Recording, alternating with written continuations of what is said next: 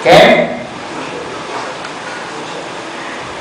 Now, these are the types of neuroglial cells. Okay, guys, don't copy too much. You can download this probably later tonight. Okay? Okay, the neuroglial cells, okay, or the non-neuronal cells, we have a couple of types. The astrocytes, the oligodendrocytes, the microglia, and the ependyma.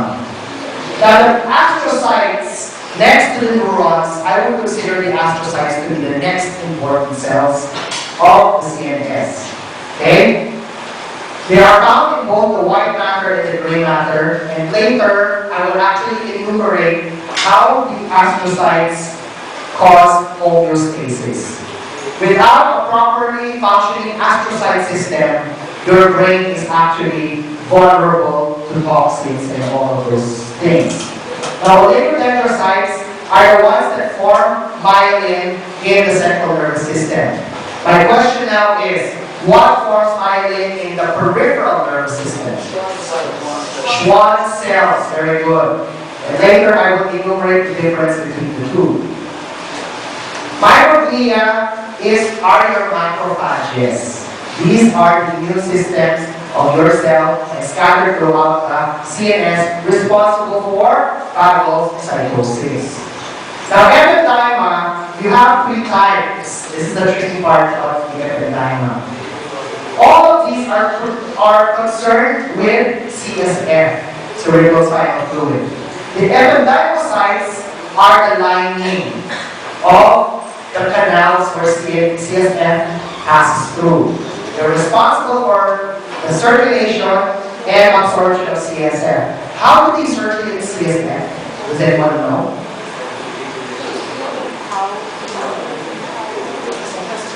How do the ependymocytes facilitate the circulation of CSF? Very good. Cilia and microglia, ciliary action. They actually sweep the CSF in one direction. Okay? Now, tanycytes, please note, tanycytes are special. They are only found in the third ventricle of the brain. Okay? And their job is to transport CSF to the hypophyseal cortical system. What is involved in the hypophyseal cortical system? The pituitary gland. So this is more or less the one that conducts CSF towards the pituitary gland. What's the pituitary gland again? Yes, it's the master gland of the endocrine system. Very good. Yes, very pretty well in endocrine, huh? Choroidal epithelial cells are what lines the choroid plexus, and this is responsible for production of CSF. So astrocyte. These are the two types of astrocyte. You have fibrous astrocyte with very, very long processes. Now, do these processes conduct a process? No. Okay, you don't. And you have a protoplasmic astrocyte with shorter but more profound processes. Okay? The oligodendrocytes, there you have it. They start to myelinate the axons. Okay? And the microglia, okay? They're spread throughout the CSF. Take note. I want you to look at this carefully. Look at the activated microglial cells. What do they look like? And don't tell me they look like grapes. Okay? Technically, what do they look like? Yes, they look like WBCs or neutrophils. And you may say, well, how do they look like neutrophils? Look at the lobulated nucleus. Okay? This is characteristic of all phagocytic cells. They have a lobulated type of nucleus. That is when they are activated. But if they are inactivated, you just see them as one basophilic cell just lying around. Now, the ependyma, as mentioned, there you have it, the cilia. Very good. Okay? The cilia is the one that sweeps forward moving cerebrospinal fluid. Why is cerebrospinal fluid important? Okay, Okay, what's the bad nutrition? What is it? Buoyancy and transport and? I'm looking for a word. Okay, that's homeostasis. Okay, it's actually true, but what's the word you're looking for? Yes, very good, Dr. Han. Dr. Han, are you psychic? You can read my mind. Okay? Protection. Okay? Remember this. Your brain inside your head, it is inside a very, very cramped cavity. Any strange movements of your head. What is the strange movement of the head? For guys, if you see a nice looking girl walking by, there's an automatic reflex. Okay? That's a strange movement of the head. That kind of strange movement of the head, if you did not have cerebrospinal fluid, is enough to make your brain bump into your skull. And the cerebrospinal fluid provides a cushion, a liquid cushion, where your brain is actually more or less floating but protected from bumping against hard objects. Okay?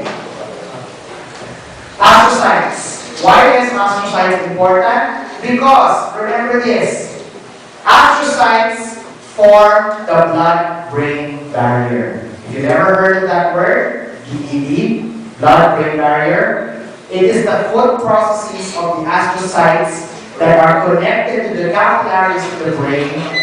It acts as what? A filter. That substances that cannot pass through here will not go to the brain. Why is that important? Because if we did not have a blood-brain barrier, everything we take in per organ can actually go to our brain. So, for example, if you drank juice that has very strong dyes, no kidding, but it actually go to your brain if you did not have a blood-brain barrier. Medications. Okay? All medications we take in, whether it's antibiotics, if there was no blood-brain barrier, all of them would go to your brain. And remember that your brain is very sensitive. It is very sensitive. Okay? There are chemoreceptors, there are baroreceptors all throughout your brain. If these receptors are triggered, it can actually cause drastic effects on the brain. Okay? Now, can anyone name me a drug or a substance that causes CNS symptoms? How about a very common one? Shopping. What? Champagne? Okay. Social. We're so social. Champagne. Okay. Coffee. Yes. What in coffee? That's the cigarettes. Caffeine. Caffeine crosses the blood-brain barrier. Okay? Caffeine crosses the blood-brain barrier, causing you to be more alert, be more awake. However, caffeine, as you will learn in pharmacology, there is a tendency for you to have tachycardia. Tachyphylaxis to caffeine. What's tachyphylaxis? You need increasing doses for it to have an effect on you. Before, 1 cup was enough. 1 month later, 1 cup is not enough. Now we have 2 cups. And now there are people who can finish like a whole 10 pieces of coffee cup and still fall asleep after that. You see? Okay, all of you nothing. The reason why you fall asleep is that you actually lack sleep. Did you sleep on the weekends? No, you're too busy gaming on the weekends. See, that adds stress to you again. Okay? But anyway, going back. Tachyphylaxis is you need increasing doses of the drug for you to have an effect. Caffeine is one example. That's the reason why I know people, because mixing coffee in water is never enough. They actually, they do something well. They take the coffee pot and put it in their mouth straight. According to them,